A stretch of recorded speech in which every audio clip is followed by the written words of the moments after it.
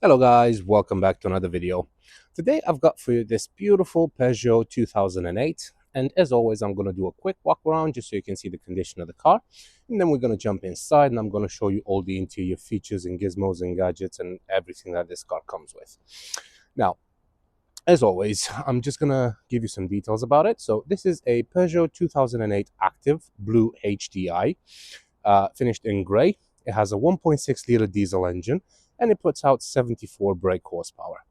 It was first registered on the 30th of October 2015 and it has a valid MOT until the 29th of October 2025.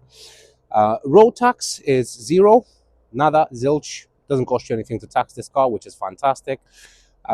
It sits in the insurance group 15E, which is quite low in the insurance bracket.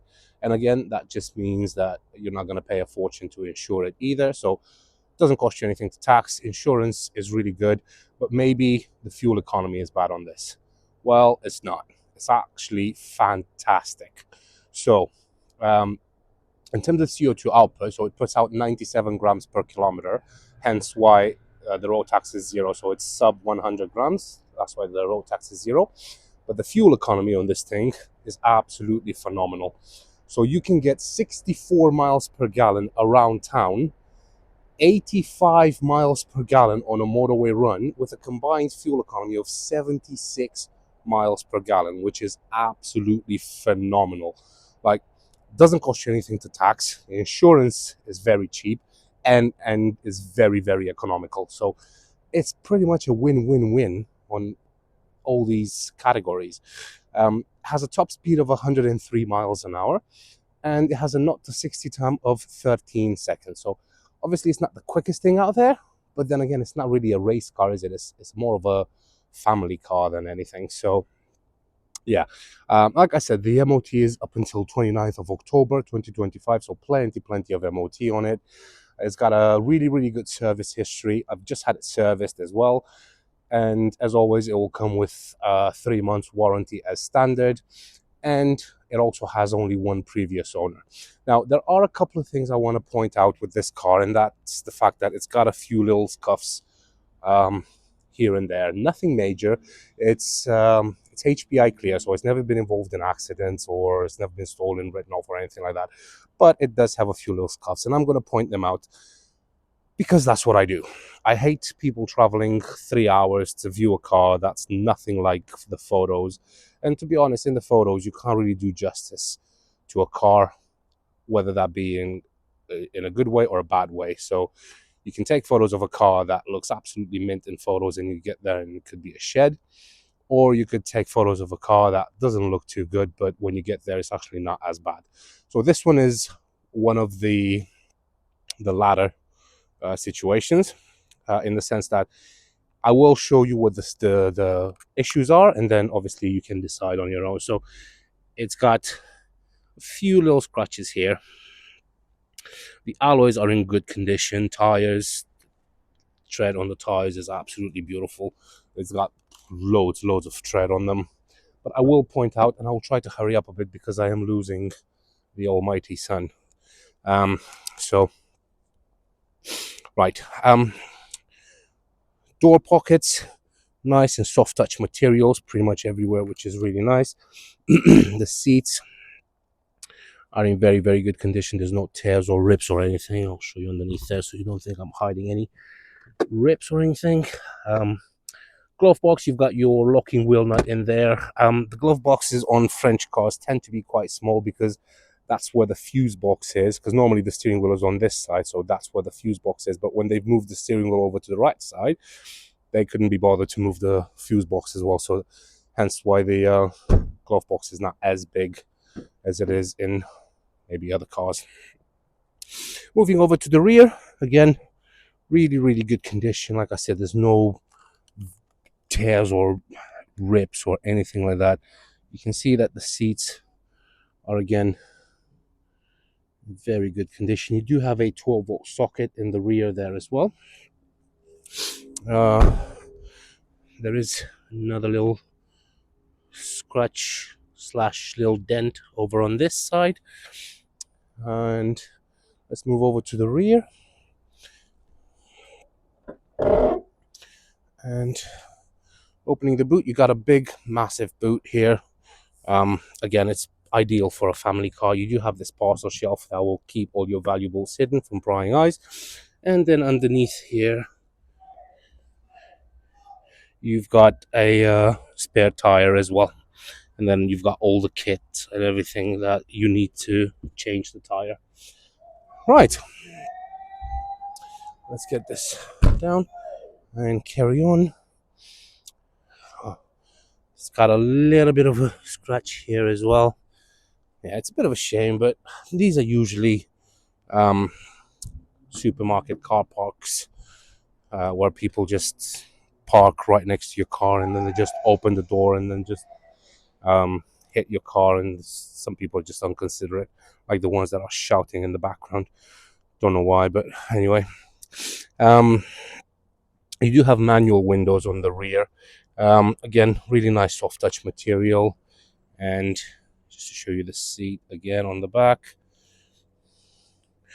you do get ISOFIX points on the rear on the two outer seats, so on this one and that one, so you get ISOFIX points, which is again really nice. And just trying to see, because I think there was one more. Yeah, there was one more. Again, just to show you, the alloys are in good condition. Tires are pretty much brand new, but it does have another little scuff just down here. Right, and that is pretty much everything that is wrong, if I can say that, with the car. It does have a few little scuffs, but then again, it's covered 90 odd thousand miles and it's 10 years old, so you would expect to have a few little scuffs like this. But engine, just to show you quickly how the engine bay looks like. Nothing to see here, just plastics and everything. Most important thing is the coolant is nice and pink. There's no mayonnaise in there, so there's no head gasket issues or anything like that. There's no oil leaks. I don't know if you can see that, but there's literally no oil spills or anything like that. So, right, let's jump inside. And again, looking at the driver's side, so you have front windows, like I said, and you've got electrically adjustable mirrors as well. And we're just gonna jump inside. Lovely. It does come with two keys. Just press the button to open it, and key in the ignition. You got to put your foot on the clutch, put the ignition on. You can see all the lights come on as they should, and the car starts straight away. And then all the lights will go off as they should. Right, let me turn the music off because I don't want YouTube to strike my video. Right, let's start with the steering wheel, work our way up to the dashboard, and then we're going to go over to this side. So you've got a multifunction steering wheel. You've got your volume button up in here. This is to search for different radio stations. That's your OK. No, sorry, this is to look out for different radio stations. I'm just rotating that little scrolly wheel. And then that's your list. Over here, behind, you've got your cruise control and your speed limiter. So I don't know if this thing is going to focus. So yeah, you've got limit here and cruise here. So you can actually set a certain speed limit. So let's say if you want to drive 30 miles an hour, you can set the speed limit at 30 miles an hour. And then regardless how hard you press the accelerator, it will not go above that 30 mile an hour. So it's good if you want to avoid getting speed tickets in town and stuff. And then cruise control, obviously you set the speed you want the car to maintain, and it will keep that speed constantly. Dashboard is a very nice layout. I do love how Peugeot they've made the steering wheel slightly smaller, and they've made the dashboard, you can see it over the steering wheel rather than through it like this, like you'd normally see it in cars. So you can see it over the steering wheel, but you've got a very, very clear visibility of the dashboard. So right now it's right at my eyes position. Imagine that would be me driving, so you can see straight ahead, and then you can gently look down without having to go underneath the steering wheel. So that's a really neat idea. Starting from the left, so that little indicator there that shows your water temperature. You've got your rev counter there. You've got your speedometer over on the right, and then you've got your fuel gauge over there. And then in the middle there, you've got your speedometer. Again, you've got a digital speedometer as well as an analog one. And then that's the mileage, 92,647 miles. So obviously it's not a brand new car, but then again, it hasn't done like 200,000 miles. Hasn't even done 100,000 miles, to be honest, yet. So it's still got plenty of life in it.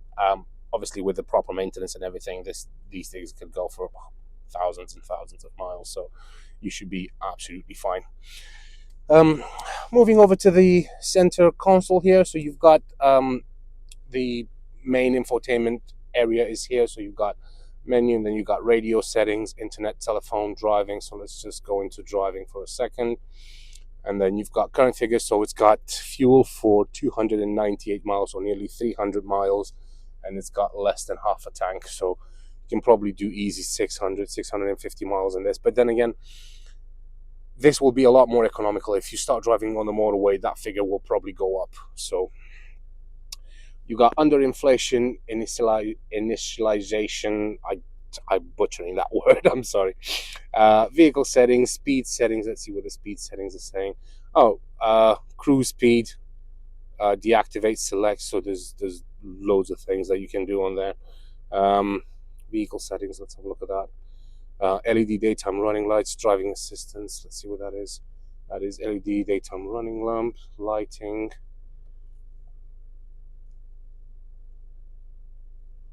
I don't know. Trip info 1. There you go. Trip info has got 60 mpg stored on that one. That one is the same, but obviously it's best if you reset it. Let's just go into menu again. Telephone. So I guess this is for your phone connection. You do have Bluetooth with this one as well. So you've got Bluetooth streaming. So you connect your phone to it, and then you can stream music directly from your phone. You've got internet settings, audio settings, turn off screen, color schemes, and so on. Languages, time and date, screen settings, system settings. There's Celsius, Fahrenheit, mpg miles, liters per 100 kilometers, and there's honestly so many things to play with here. And then let's just go into media. So media, as you can see, you do have DAB radio, which is nice because then you can have all your favorite channels set. I mean, there's loads and loads of things you can do in here, but I'm not going to go through all of them now. But it's very easy. You've only got like 3 buttons here. This is your volume.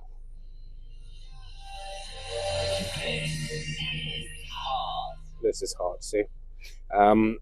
So yeah, obviously I'm not going to leave that running because I don't want the video to be to getting a strike from YouTube. So underneath here, you've got 2 air vents. This is where you can turn them off and on. And then down here, you've got your climate control. So you've got your hazard lights there. That's to lock and unlock the car. And then over here, you've got where you can select where you want the air to come out from. You've got a 6-speed fan that you can turn on. And then this is where you select the temperature.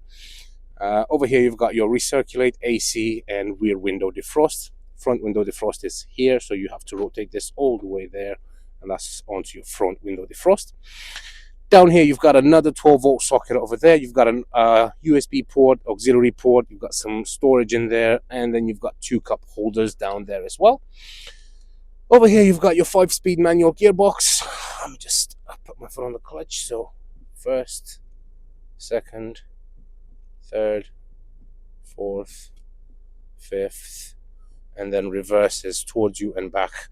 It goes through all the gears very smoothly. There's no issues. There's no crunching or anything like that. The clutch is bang on. The gearbox is bang on. Like I said, there's no issues with the car whatsoever. Over here, you've got some storage. You've got a good old manual handbrake, which looks like one of those airplane levers that it's like you're preparing to take off, which it's a bit weird for me, but I mean, it is what it is. And then over here, you've got another little storage area, which obviously you can close up with this little flappy thing here. Ooh, we're getting very misty in here. Let me just turn the AC. I'll turn it on max and see how quickly that. Wow, That was quick. Still a little bit just there, but it's just vanishing. That was instant. Like, instant. Alright, okay. Nice one, Peugeot. Alright, let's turn that off now. Jeez. Uh, anyway, I wanted to show you at the top here. So you've got your rear view mirror, and then you've got your interior lights as well. Sorry, you've got your interior lights here. That's if you want to turn them on, and then they turn on in the back as well. You do have a button on the back there that you can turn them off if you want. I'm just gonna leave them for the door when the door is open. Right, I think that is pretty much it. It's not much else I can tell you. Like I said, the car drives absolutely beautiful. There's literally no issues with it whatsoever. And I'm just going to go and park it. I'm going to go and park it right next to my Ford Focus over there. Need to move my seat forward a bit. There we go. Right, let me go on ultra wide. Right. And brake down first. And here we go. Right, see, it's getting misty already.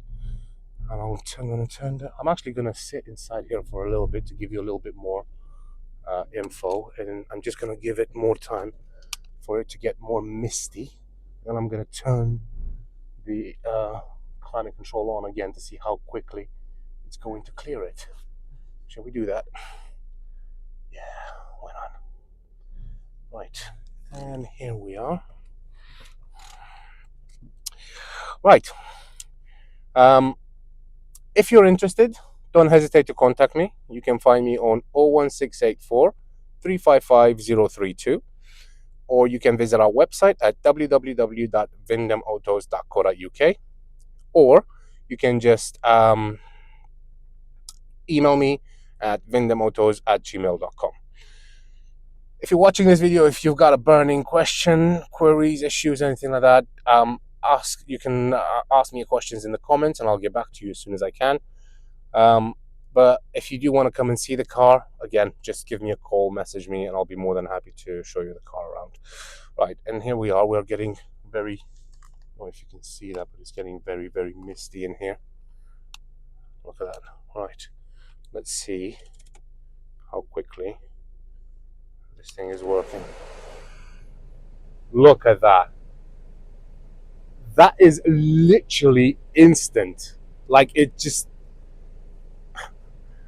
I know this is this is not really something that I should be in awe of, but yeah, I am, because my car takes about 3 to 5 working days until it decides to actually demist the front windscreen.